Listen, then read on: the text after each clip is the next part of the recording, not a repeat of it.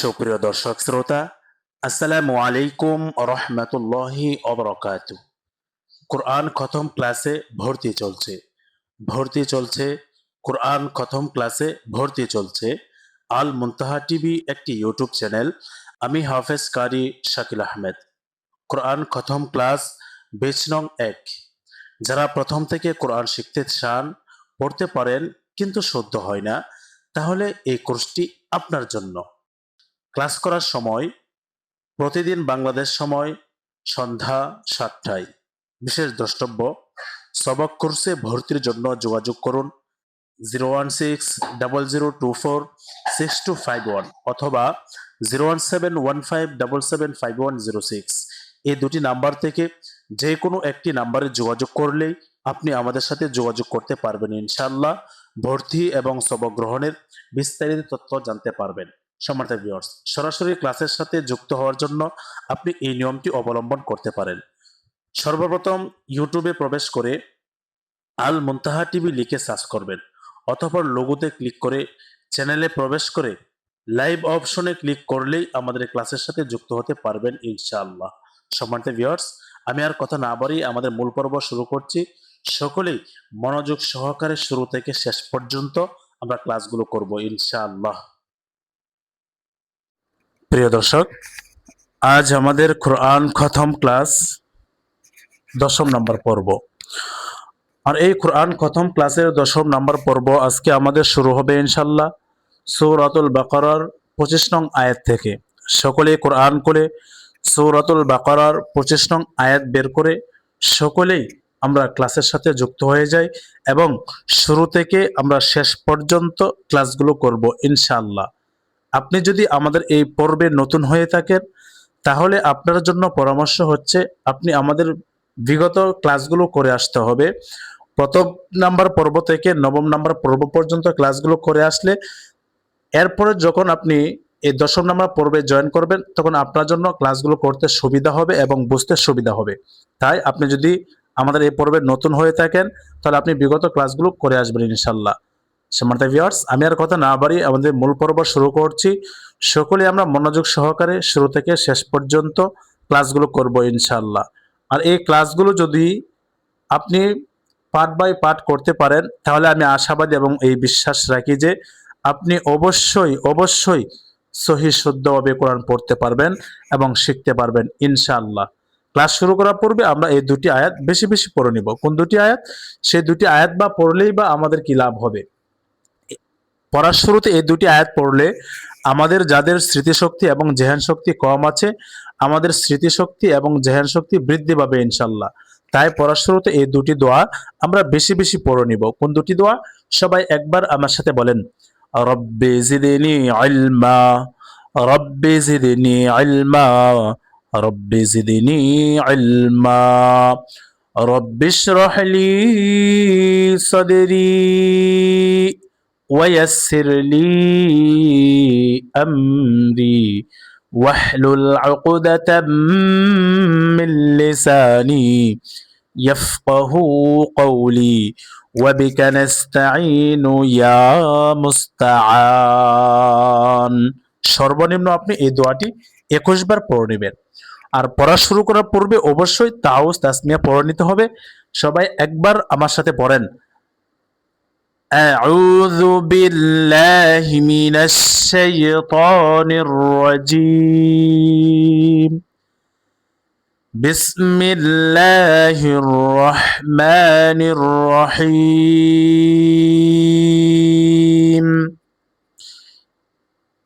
إن الله لا يستحيي أن يضرب مثلا ما بعوضة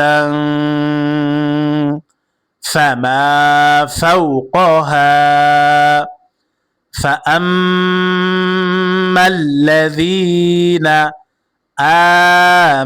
آمنوا فيعلمون أنه الحق من ربهم وأما الذين كفروا فيقولون ماذا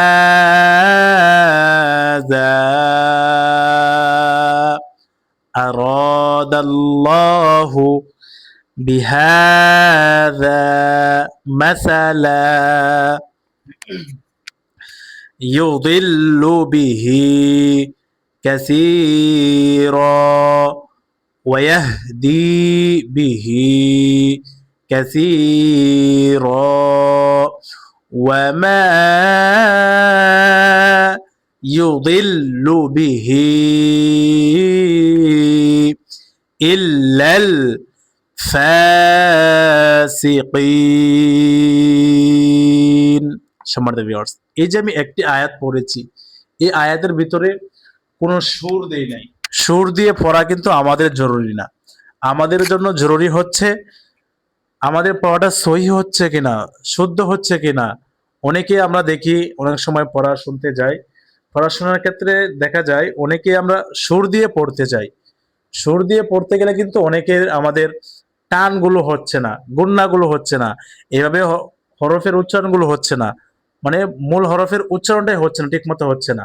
আমাদের সর্বপ্রথম আমাদের দেখতে হবে আমাদের পড়াটা সহি হচ্ছে কিনা, শুদ্ধ হচ্ছে কিনা।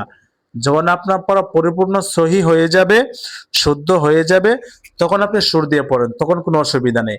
এখন আমি যেভাবে আয়াতটা ভেঙে ভেঙে বলেছি, আমি আরেকবার বলছি দেখেন। ইন্নাল্লাহা লা ইয়াস্তাহয়ি আন ইয়াদরিবা মাসালাম মা বাউদাতান ফামা ফাওকাহা। এই যে ছোট্ট আয়াতটা আমি পড়েছি, এই ছোট্ট আয়াতটা যেখানে গুণনা হবে সেখানে গুণনা করেছি, যেখানে টান হবে সেখানে টান দিয়েছি, আর যেখানে টান নেই সেখানে টান দেন নেই। আর যখন আমি কোরআন পড়তে পারি না, যখন আমি পড়তে যাব ইন্নাল্লাহা লা ইয়াস্তাহি আন ইয়াদরিবা মাসালাম মা বাউদাতান ফামা ফাওকাহা। এখন আপনি কোরআন পড়তে পারছেন না, আমি কোরআন পড়তে পারছি না, এখন যদি ট্রেনে পড়তে যাই তাহলে অবশ্যই আমাদের এখানে ভুলটা হবে। আর যখন আপনি ভেঙে ভেঙে পড়বেন তখন কিন্তু আর আপনার ভুলটা হবে না। যেখানে টান দেওয়ার কথা সেখানে টান দিতে পারতেছেন, শব্দে শব্দে পড়তে হবে। যেখানে গুণনা করার কথা সেখানে গুণনা করতে পারবেন, যেখানে টান দেওয়ার কথা সেখানে টান দিতে পারবেন, যেখানে টান না দেওয়ার কথা সেখানে টান না দিয়ে পড়তে পারবেন। তবে শর্ত কি, শব্দে শব্দে এখন আপনার আমার পড়তে হবে। কারণ এখন আমরা কোরআন শিখতেছি মাত্র, এখন আমরা ট্রেনে পড়ার মতো আমাদের কোয়ালিটি এখনো হয় নাই, পড়ার কোয়ালিটি হয় নাই। যখন আমাদের পড়ার কোয়ালিটি রিডিং পড়ার মতো হয়ে যাবে তখন আমরা পৃষ্ঠার পর পৃষ্ঠা পড়ে যাব ইনশাল্লাহ, তখন আর কোনো অসুবিধা হবে না। এবার আসেন কোথায় টান হবে কোথায় টান হবে না এবং কোথায় গুণনা হবে কোথায় গুণনা হবে না, এখন আমরা বানান করে করে পড়বো ইনশাল্লাহ। দেখেন, হামজা নুন জের ইন, নুন লাম জবর নাল, ইন্নাল। হামজা নুনকে ধরেছে, নুন লামকে ধরেছে, হরকত। হামজার নিচে কি আছে? হরকত। হরকত কাকে বলে? এক জবর এক জের এক পেশকে হরকত বলে। আর এই হরকতের বামে নুন অথবা মিমে যদি তাসদিদ হয় তাহলে গুন্নাহ করিয়া পড়িতে হয়, আর এই গুন্নাহকে ওয়াজিব গুন্নাহ বলে। তো এখানে হরকতের বামে নুনে তাসদিদ এসেছে, তো এখানে কিসের গুন্নাহ করে পড়তে হবে? ওয়াজিব গুন্নাহ। ইন, নুন লাম জবর নাল, লাম কারা জবর ল, নাল ল। আল্লাহ শব্দের লামকে পুর করে পড়েছি কেন? এই আল্লাহ শব্দের লামের পূর্বে জবর আসছে, এই কারণে আল্লাহ শব্দের লামকে পুর করে পড়েছি, অর্থাৎ মোটা করে পড়েছি। আল্লাহ শব্দের লামের পূর্বে জবর অথবা পেশ থাকলে আল্লাহ শব্দের লামকে পুর করে পড়তে হয়, অর্থাৎ মোটা করে পড়তে হয়। তো এখানে আল্লাহ শব্দের লামের পূর্বে জবর আসছে, এই কারণে আল্লাহ শব্দের লামকে মোটা করে পড়তে হবে, অর্থাৎ পুর করে পড়তে হবে। ইন্নাল্লাহা, এখন যদি বলেন ইন্নাল্লাহা তাহলে আপনার পড়া কি হবে না? সহি হবে না। কেন? এই আল্লাহ শব্দের লামকে পুর করে পড়ার কথা বলা হয়েছে, এখানে পাতলা করে পড়লে আমাদের উচ্চারণ সহি হবে না। যেখানে মোটা করে পড়ার কথা বলা হয়েছে সেখানে মোটা করে পড়তে হবে, আর যেখানে পাতলা করে পড়ে পাতলা করে পড়ার কথা বলা হয়েছে সেখানে পাতলা করেই পড়তে হবে। ইন্নাল্লাহা নাল্লাহা লাম আলিফ জবর লা জবরের পরে কাল আলিফ মাদে হরফ এক আলিফ টান হবে মাদে তবাই ইয়াসিন জবর ইয়াস তাহ জবর তাহ ইয়াস্তাহ ইয়া কারাজের ই লা ইয়াস্তাহয়ি ইয়ার নিচে খারাজের আসার কারণে এক আলিফ টান হওয়ার কথা ছিল মাদ্দে তবাই কিন্তু এই খারাজের উপরে আমরা দেখতে পাচ্ছি ইয়ার উপরে কি আছে চিকন একটি চিহ্ন আছে আর এই চিকন চিহ্নটি কিসের চিহ্ন হবে মাদ্দে মুনফাসিলের চিকন চিহ্ন যখন দেখবেন এই চিকন চিহ্নটি অর্থাৎ মাদ্দে মুনফাসিলের এই চিকন চিহ্নটি কোনো হরফের উপরে আসবে তখন ওই হরফকে তিন আলিফ টেনে পড়তে হবে কেন এই চিহ্নটা হচ্ছে মাদ্দে মুনফাসিলের চিকন চিহ্ন আর এই চিকন চিহ্ন যে হরফের উপরে আসবে ওই হরফকে তিন আলিফ টেনে পড়তে হয় মাদ্দে মুনফাসিল ইন্নাল্লাহা লা ইয়াস্তাহয়ি হামজা ইয়া জবর আই ইয়া দাদ জবর ইয়া দ আই ইয়া দ রা জিররি বা জবর বা আই ইয়া দরিবা মিম জবর মা সা জবর সা মাসা লাম মিম দুই জবর লাম মিম আলিফ জবর মা মাসা লাম মা তানবিনের পরে মিমে তাসদীদ এসেছে ইদগামে বাগুন্না হরফ ইদগামে বাগুন্না হরফ কয়টি চারটি হরফ কি কি ইয়া মিম ওয়াও নুন নুন সাকিন অথবা তানবিনের পরে ইদগামে বাগুন্নার চারটি হরফ থেকে কোনো এক হরফ আসলে এই নুন সাকিন অথবা তানবিনকে গুন্নার সহিত মিলাইয়া পড়িতে হয় ইহাকে ইদগামে বাগুন্না বলে মাসালাম মা এক আলিফ টান হয়েছে কেন জবরের পরে কালি আলিফ জবরের বাম পাশে কালি আলিফ মাদের হরফ আর মাদে হরফ হইলে এক আলিফ টানিয়া পড়িতে হয় ইহাকে মাদ্দে তবাই বলে মাদে হরফ কয়টি তিনটি হরফ কি কি ওয়াও আলিফ ইয়া জবরের পরে কালি আলিফ পেশের পরে ওয়াও সাকিন এবং জেরের পরে ইয়া সাকিন মাদে হরফ আর মাদে হরফ হইলে এক আলিফ টানিয়া পড়িতে হয় মাদ্দে তবাই তাহলে মাসালাম মা বাউদাতান বা জবর বা আইন ওয়াও পেশ আউ বাউ পেশের পরে ওয়াও সাকিন কিসের হরফ মাদে হরফ আর মাদে হরফ হইলে এক আলিফ টানিয়া পড়িতে হয় ইহাকে মাদ্দে তবাই বলে আর মাদ্দে তবাই কত আলিফ টানিয়া পড়তে হয় তিন আলিফ টানিয়া পড়িতে হয় ইহাকে মাদ্দে তবাই বলে এরপর দেখেন মাসালাম মা বাউদাতান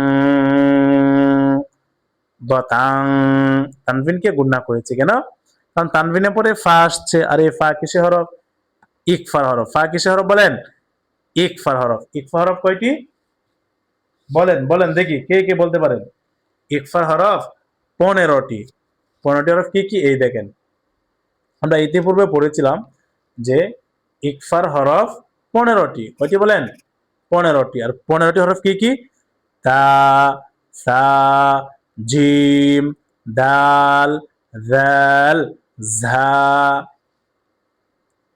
সিন শিন صاد ضاد ط ظ ফা কফ কাফ এই 15টি হরফ আমরা ছন্দে ছন্দে এভাবে পড়তে পারি কিভাবে দেখেন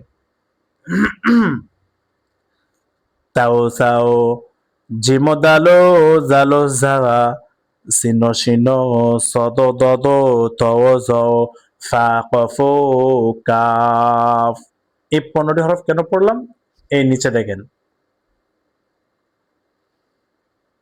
এই দেখেন নুন সাকিন এবং তানভিন নুন সাকিন কাকে বলে জজম ওয়ালা নুনকে নুন সাকিন বলে আর দুই জবর দুই জের দুই পেশকে তানভিন বলে তাহলে এই নুন সাকিন অথবা এই তানভিনের পরে যদি ইকফার এই যে 15টি হরফ আমরা পড়েছি নুন সাকিন অথবা তানভিনে পরে ইকফার এই 15টি হরফ থেকে কোনো একটি হরফ আসিলে এই নুন সাকিন অথবা তানভিনকে গুন্নার সহিত মিলাইয়া পড়িতে হয় ইহাকে ইকফার গুন্না বলে তো এখানে দেখেন বাউদাতান এই দেখেন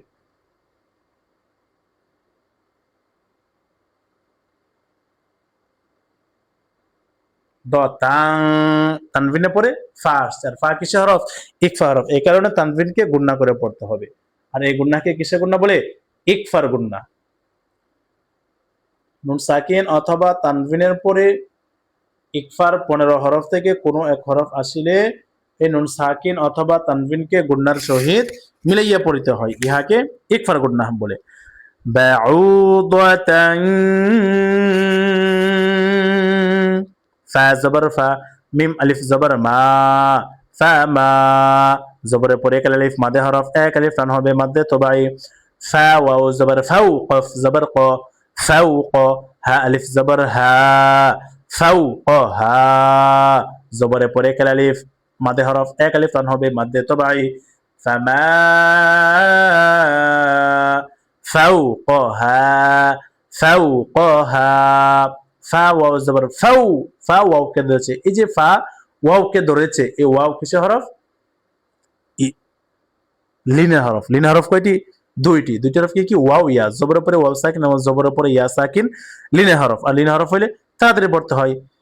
এবার আসেন, ইন্নাল্লাহা লা ইয়াস্তাহয়ি আন ইয়াদরিবা মাসালাম মা বাউদাতান فما فوقها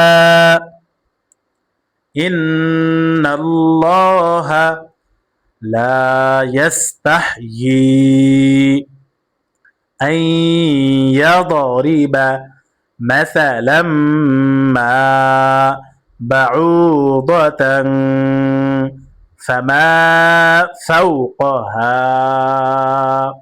فزبر فا همزة ميم زبر ميم لام زبر مل فأمل ফাআম্মাল হরকতের বামে মিমে তাসদীদ এসেছে। হরকত কাকে বলে? এক জবর এক জের এক পেশ হরকত বলে। আর এই এক জবরের বামে কি আসছে? মিমে তাসদীদ এসেছে, মানে হরকতের বামে মিমে তাসদীদ এসেছে। হরকতের বামে নুন অথবা মিমে যদি তাসদীদ হয় তাহলে গুন্নাহ করিয়া পড়তে হয়, আর এই গুন্নাহকে ওয়াজিব গুন্নাহ বলে। তো ওয়াজিব গুন্নাহ হরফ কয়টি? দুইটি। দুইটি হরফ কি কি? নুন এবং মিম। হরকতের বামে নুন অথবা মিমে তাসদীদ হইলে গুন্নাহ করিয়া পড়িতে হয়, আর এই গুন্নাহকে ওয়াজিব গুন্নাহ বলে। তো এখানে হরকতের বামে মিমে তাসদীদ আসার কারণে ওয়াজিব গুন্নাহ হয়েছে। ফাআম্মাল লাম জবর লা, যাল ইয়া জের জি, নুন জবর না, ফাআম্মাল্লাযীনা, হামজা কারা জবর আ, মিম জবর মা, আমা, নুন ওয়াও পেশ নু, আমানু। হামজার উপরে খেরা জবর আসার কারণে এক আলিফ টান হবে, মাদ্দে বদল। হামজার হরকতকে এক আলিফ টানিয়া পড়ার নাম মাদ্দে বদল। আমানু, পেশের উপরে ওয়াও সাকিন মাদ্দে হরফ এক আলিফ টান হবে, মাদ্দে তবাই। ফাআম্মাল্লাযীনা আমানু, ফা জবর ফা, ইয়া আইন জবর ইয়া, ফায়ালাম জবর লা, ফায়ালা, মিম ওয়াও পেশ মু, নুন জবর না, ফায়ালামুনা, ফায়ালামুনা, লামু, পেশের পরে ওয়াও সাকিন মাদে হরফ এক আলিফ টান হবে, মাদ্দে তবাই। ফায়ালামুনা, হামজা নুন জবর আন, নুন জবর না, আন্না, হা লাম পেশ হুল, আন্নাহুল, আন্না। হরকতের বামে নুনে তাসদীদ আসছে। হরকতের বামে নুন মিমে তাসদীদ হইলে গুন্নাহ করিয়া পড়তে হয়, ইহাকে ওয়াজিব গুন্নাহ বলে। আন্নাহুল হাক্কু, হা কফ জবর হক, কফ পেশ কু, হাক্কু, মিম রা জের মির, রা বা জবর রব, বা জের বি, মির রব্বি, হা মিম জের হিম, মির রব্বিহিম। فأما الذين آمنوا فيعلمون أنه الحق من رب রাব্বিহিম, বলেন সবাই বলেন। فأما الذين آمنوا فيعلمون أنه الحق من ربهم واو زبر و همزة ميم زبر أم ميم لام زبر مل وأمل ওয়াম্মা হামজা মিম জবর আম মিম আলিফ জবর মা ওয়াম্মা হরকতের বামে মিমে তাসদীদ আসছে, তো হরকতের বামে নুন অথবা মিমে যদি তাসদীদ হয় তাহলে গুন্নাহ করে পড়তে হয়, ওয়াজিব গুন্নাহ। ওয়াম্মাল্লাযীনা ওয়াও জবর ওয়া হামজা মিম জবর আম ওয়াআম মিম লাম জবর মাল ওয়াআম্মাল লাম জবর লা ওয়াআম্মাল্লা জাল ইয়া জের জি নুন জবর না ওয়াআম্মাল্লাযীনা কাফ জবর কা ফা জবর ফা কাফা রা ওয়াও পেশ রু কাফারু, পেশের বাম পাশে জজমুলা ওয়াও মাদের হরফ, আর মাদের হরফ হইলে এক আলিফ টানিয়া পড়তে হয়, ইহাকে মাদ্দে তবাই বলে। وأما الذين كفروا فا زبر فا يا زبر يا فيا قف واو بس قو فيقو لم واو بس لو نون زبرنا فيقولون فيقولون পেশের পরে ওয়াও সাকিন, পেশের পরে ওয়াও সাকিন, জবরের পরে কালি আলিফ, কিসের হরফ? মাদের হরফ, আর মাদের হরফ হইলে এক আলিফ নিয়ে পড়তে হয় মাদ্দে তবাই। ওয়াআম্মাল্লাযীনা কাফারু ফায়াকুলুনা মিম আলিফ জবর মা যাল আলিফ জবর যা মাযা জাল আলিফ জবর যা, জবরের পরে কালি আলিফ, কিসের হরফ? মাদে হরফ, আর আমরা জানি মাদে হরফ হইলে এক আলিফ টেনে পড়তে হয়, কিন্তু এই মাদে হরফের উপরে আমরা দেখতে পাচ্ছি চিকন একটি চিহ্ন, এই যে চিকন চিহ্নটি, এই চিকন চিহ্নটি কিসের চিহ্ন? মাদ্দে মুনফাসিলের চিকন চিহ্ন, আর এই চিকন চিহ্ন যে হরফের উপরে আসবে ওই হরফকে তিন আলিফ টানিয়া পড়তে হয়, ইহাকে মাদ্দে মুনফাসিল বলে। মাযা হামজা জবর আ রা আলিফ জবর র আর দাল লাম জবর দাল লাম কারা জবর ল আর আরাদাল্লাহ লাম কারা জবর ল, লামের উপরে খারা জবর আসার কারণে এক আলিফ টেনে পড়তে হবে, আর এই আল্লাহ শব্দের লামকে পুর করে পড়েছি, অর্থাৎ মোটা করে পড়েছি। কেন? কারণ এই আল্লাহ শব্দের লামের পূর্বে জবর আসছে, আল্লাহ শব্দের লামের পূর্বে জবর অথবা পেশ আসলে আল্লাহ শব্দের লামকে পুর করে পড়তে হয়, অর্থাৎ মোটা করে পড়তে হয়। তো এখানে আল্লাহ শব্দের লামের পূর্বে জবর আসছে, এই কারণে আল্লাহ শব্দের লামকে পুর করে পড়তে হবে। এখন যদি বলেন আরাদাল্লাহু, আপনার উচ্চারণ কখনোই সহি হবে না, শুদ্ধ হবে না। সঠিক উচ্চারণ কি? লাম মোটা হবে, কারণ আল্লাহ শব্দের লামের পূর্বে জবর আসছে, এই কারণে আল্লাহ শব্দের লামকে পুর করে পড়তে হবে, অর্থাৎ মোটা করে পড়তে হবে। মাযা আরাদাল্লাহু বাজির বি হা কারা জবর হা বিহা, হায়ের উপরে কারা জবর আসার কারণে এক আলিফ টান হবে মাদ্দে তবাই বিহা, জাল আলিফ জবর যা বিহাযা, হায়ের উপরে কারা জবর আসার কারণে এক আলিফ টান হবে মাদ্দে তবাই, জবরের পরে কারা আলিফ আসার কারণে এক আলিফ টান হবে মাদ্দে তবাই। আরাদাল্লাহু বিহাযা মিম জবর মা সা জবর সা মাসা লাম আলিফ দুই জবর লান মাসালান, এখানে অক্ফ হয়েছে, যদি এখানে অক্ফ করি তাহলে উচ্চারণটা আমাদের কেমন হবে? মাসালান থেকে মাসালা হবে। কেন? দুই জবরের বামে অক্ফ করিলে এক আলিফ টানিয়া পড়িতে হয় মাদ্দে আওয়াজ, একে কি বলে? মাদ্দে আওয়াজ বলে। চিনে রাখেন, দুই জবরের বামে অক্ফ করিলে এক আলিফ টানিয়া পড়িতে হয় মাদ্দে আওয়াজ। ماذا أراد الله بهذا مثلا দেখেন এটা একবার পড়েন তো আমার সাথে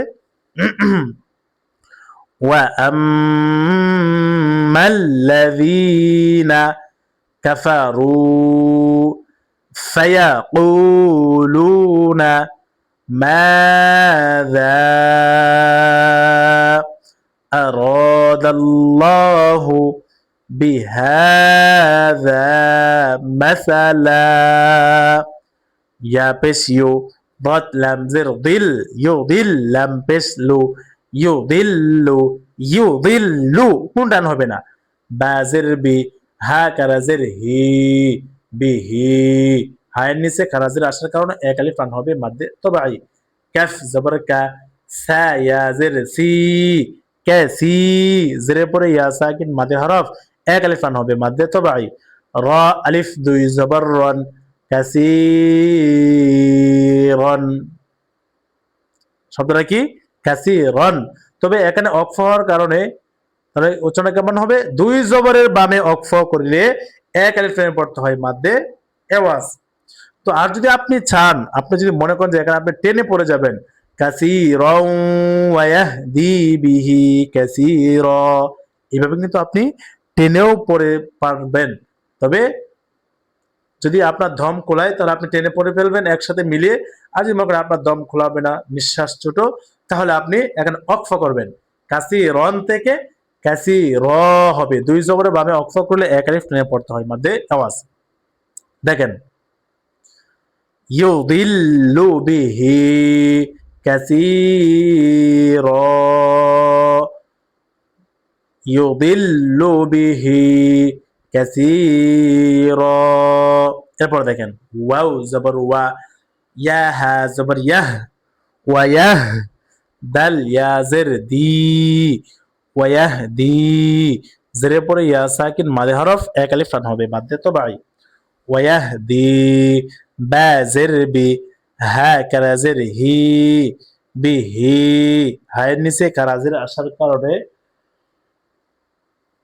এক আলিফ টান হবে মাদ্দে তবাই ওয়া ইয়াহদি বা জের বি হা কারা জের হি ওয়া ইয়াহদি বিহি কাফ জবর কা সা ইয়া জের সি কাসি রা আলিফ দুই জবর রন কাসিরন তো এখানে অক্ফ হলে কি হবে কাসি র হবে কেন দুই জবরের বামে অক্ফ হয়েছে দুই জবরের বামে অক্ফ করিলে এক আলিফ টেনে পড়তে হয় মাদ্দে আওয়াজ দেখেন ওয়াহদি বিহি কাসীরা ওয়াও জবর ওয়া মিম আলিফ জবর মা ওয়া মা জবরের পরে এক আলিফ কিসের হরফ মাদের হরফ আর মাদে হরফ হইলে এক আলিফ টানিয়া পড়িতে হয় ইহাকে মাদ্দে তবাই বলে ওয়া মা ইয়া পেশিও ضاد لام زر ضل لام পেশলু ওয়া মা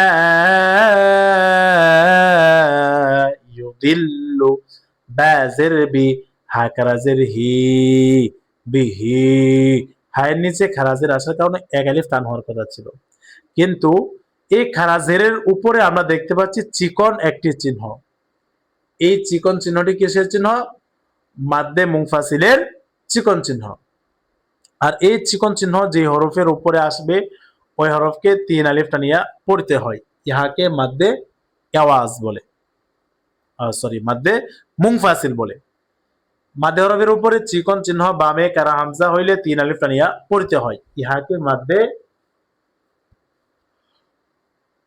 মুনফাসিল বলে এবার আসেন তাহলে মোট কথা মাদ্দে মুনফাসিল কাকে বলে সংজ্ঞা কি এগুলো আমাদের জানার দরকার নেই আমাদের শুধু এতটুকু জানতে হবে কিভাবে পড়াটা সহি করে পড়তে হবে শুদ্ধ করে পড়তে হবে আর এই চিকন চিহ্নটা স্মরণ রাখবেন এই চিকন চিহ্নটা হলো মাদ্দে মুনফাসিলের চিকন চিহ্ন আর এই চিকন চিহ্ন যে হরফের উপরে আসবে ওই হরফকে তিন আলিফ টেনে পড়তে হয় মাদ্দে মুনফাসিল এরপর দেখেন ওয়ামা ইউদিল্লু বিহি হামজা লাম জের ইল লাম লাম জবর লাল ইল্লাল ফা কারা জবর ফা ইল্লাল ফা, সিন জের সি, কফ ইয়া জের কি, নুন জবর না, ইল্লাল ফাসিকিনা, ফাসিকি, জেরে পরে কফ ইয়া জের কি, জেরে পরে ইয়া সাকিন, জেরে পরে ইয়া সাকিন কিসের হরফ? মাদের হরফ। আর মাদের হরফ হলে আমরা জানি কি করে পড়তে হয়, এক আলিফ লামে পড়তে হয়। কিন্তু যখন দেখবেন এই মাদের হরফটার বামে হরফটাই কি হয়েছে, অক্ফ হয়েছে, মাদের হরফের বামে হরফে অক্ফ হইলে তিন আলিফটা নিয়া পড়তে হয়। ইহাকে মাদ্দে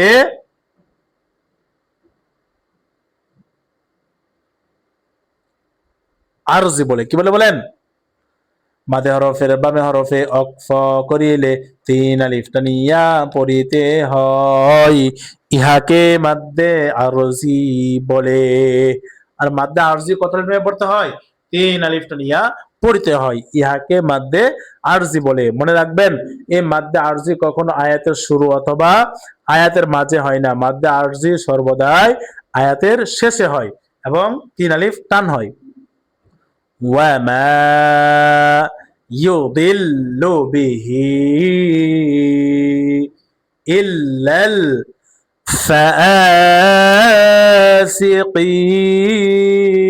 الفاسقين। এবার আসেন, এই যে আমরা এতক্ষণ আমরা পরিপূর্ণ একটি আয়াত পড়েছি, এই আয়াতটাই এখন আমরা শব্দে শব্দে রিডিং পড়বো। আপনি কিভাবে পড়বেন, কিভাবে সবক গ্রহণের সবক কোর্সে সবক দিবেন, ঠিক এইভাবে এখন আমি বলে দিচ্ছি। সকলেই আমরা মনোযোগ সহকারে শুরু থেকে শেষ পর্যন্ত ক্লাসগুলো করব ইনশাল্লাহ। এবার আসেন, বলেন আমার সাথে সাথে বলেন, ইন্নাল্লাহা লা ইয়াস্তাহয়ি আন ইয়াদরিবা মাসালাম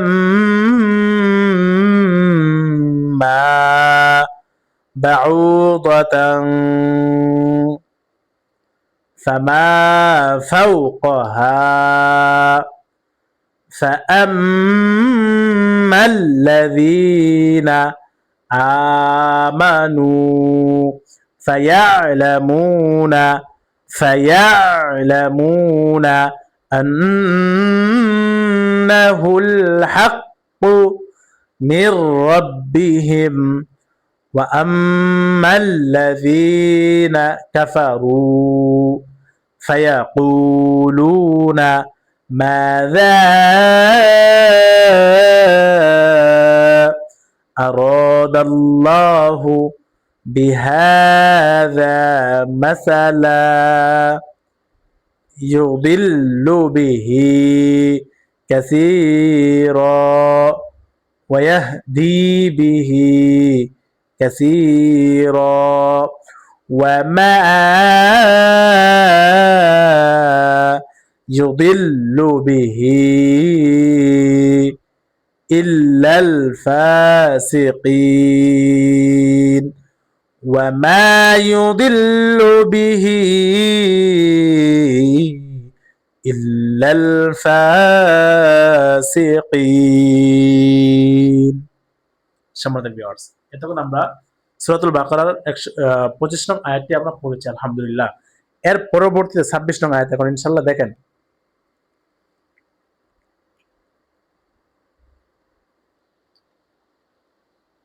الذين ينقضون عهد الله من بعد ميثاقه ويقطعون ما أمر الله به أن يوصل ويفسدون في الأرض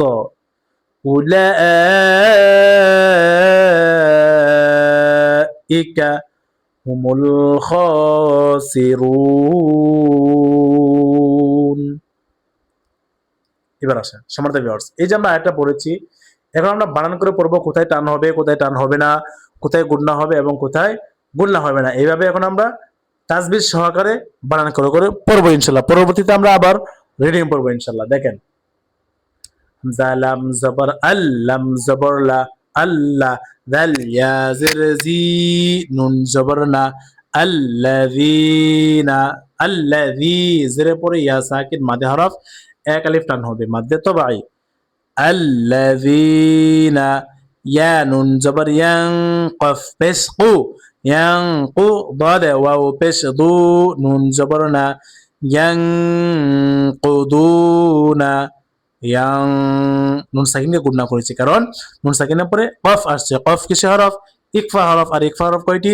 15টি। 15টি হরফ কি কি? তা সা জিম দাল জাল জা, সিন শিন সদে দদে ত জ ফা কফ কাফ। নুন সাকিন অথবা তানভিনের পরে যদি ইকফার 15টি হরফ থেকে কোনো একটি হরফ আসে তাহলে এই নুন সাকিন অথবা তানভিনকে গুণনার সহিত মিলিয়ে পড়তে হয়। ইহাকে ইকফার গুন্না বলে। কিসের গুন্না বলে বলেন? ইকফার গুন্না। আল্লাযীনা ইয়ানকুদুনা, কুদু, বাদ ওয়াও পেশ দু, পেশের পরে ওয়াও সাকিন মাদে হরফ, এক আলিফ টান হবে মাদে তবাই, ইয়ানকুদুনা, আইন হা জবর আহ, দাল লাম জবর দাল, আহ দাল লাম কারা জবর ল, আহ দাল্লাহ, হাজিরহি, আহদাল্লাহি, আহদাল্লাহি, মিম মিম জের মিম, বা আইন জবর বা, মিম বা, দাল জের দি, মিম বাদি, নুন সাকিনে পড়ে বা আসছে। কি আসছে বলেন? বা। আর এই বা কিসের হরফ? ইকলাবের হরফ। ইকলাবের হরফ কয়টি? একটি, আর সেটি হলো বা। নুন সাকিন অথবা তানভিনের পর ইকলাবের হরফ বা আসিলে তাহলে এই নুন সাকিন অথবা তানভিনকে এই যে ছোট্ট মিম দেখতে পাচ্ছেন এই ছোট্ট মিম দ্বারা পরিবর্তন করিয়া গুন্নাহ করিয়া পড়তে হয়। ইহাকে ইকলাব বলে। আহদাল্লাহি মিম বাদি, মিম বাদি, মিম ইয়া জের মি, সা আলিফ জবর সা, মি সা।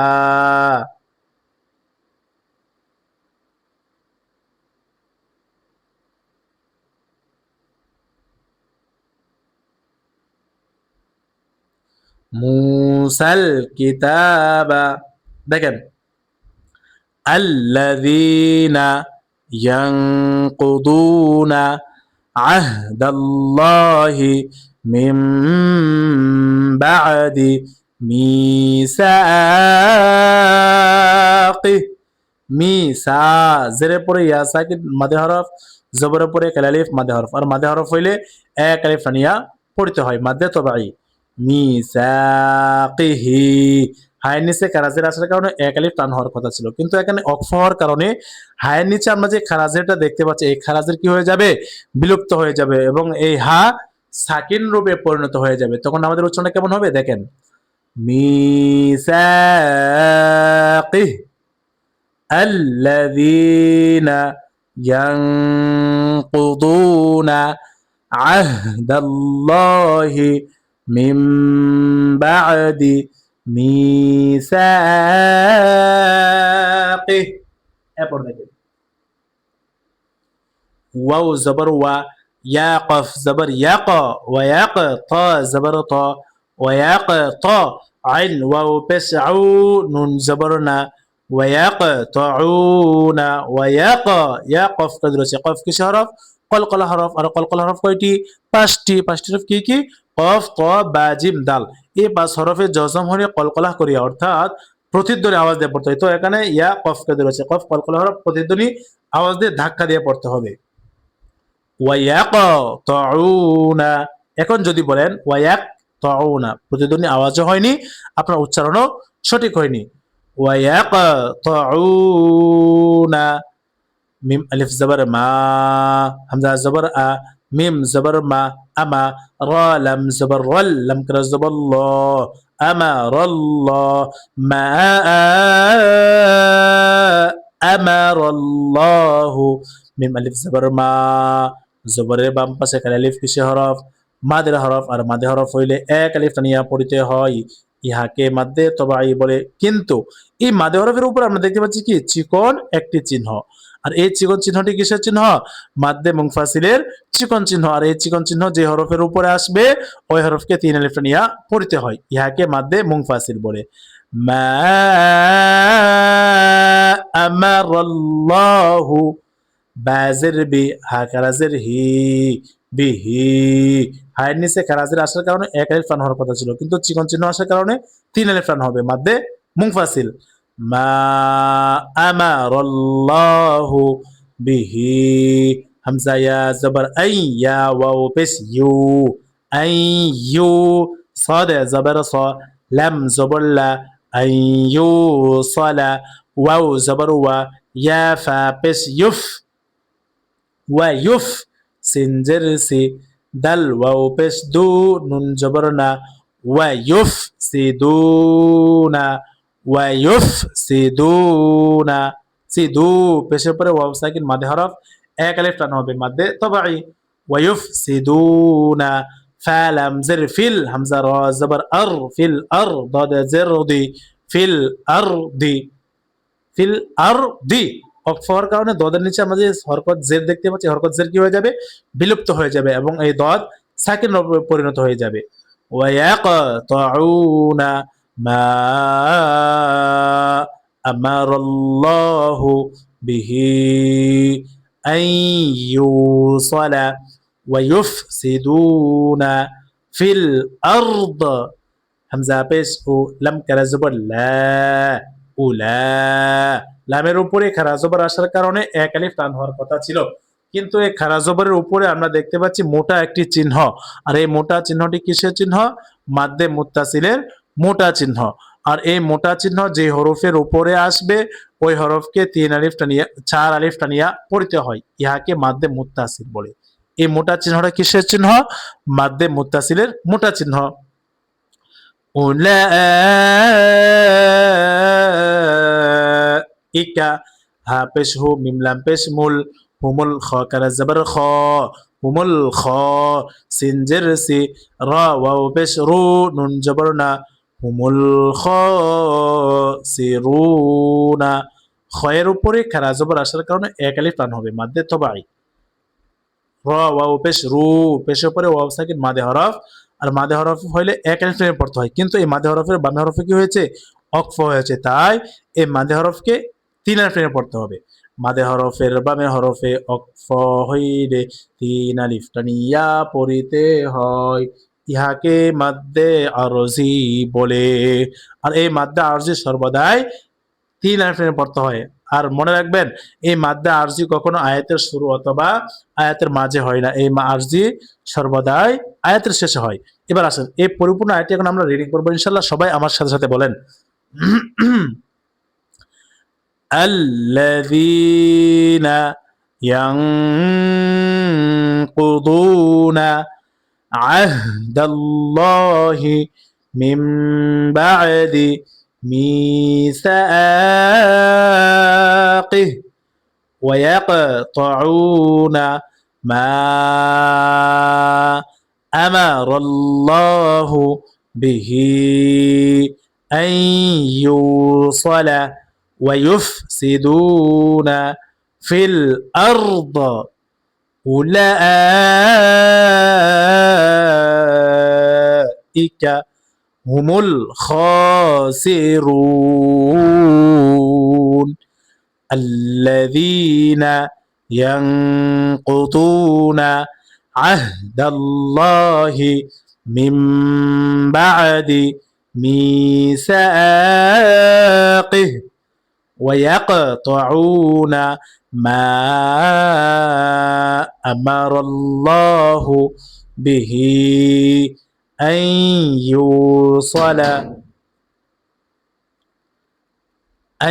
يوصل ويفسدون في الأرض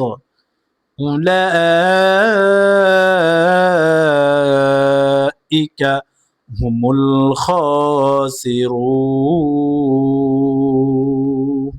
সম্মানিত ভিউয়ার্স, আজ আমাদের কোরআন খতম ক্লাস 10 নম্বর পর্ব। আর এই 10 নম্বর পর্বে আজকে আমরা দুটি আয়াত পড়েছি, সূরাতুল বাকারার 25 এবং 26, এই দুটি আয়াত পড়েছি আলহামদুলিল্লাহ।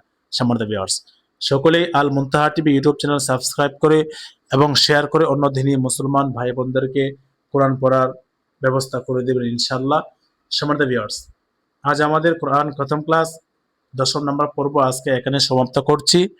আসসালামু আলাইকুম ওয়া রাহমাতুল্লাহি ওয়া বারাকাতুহু।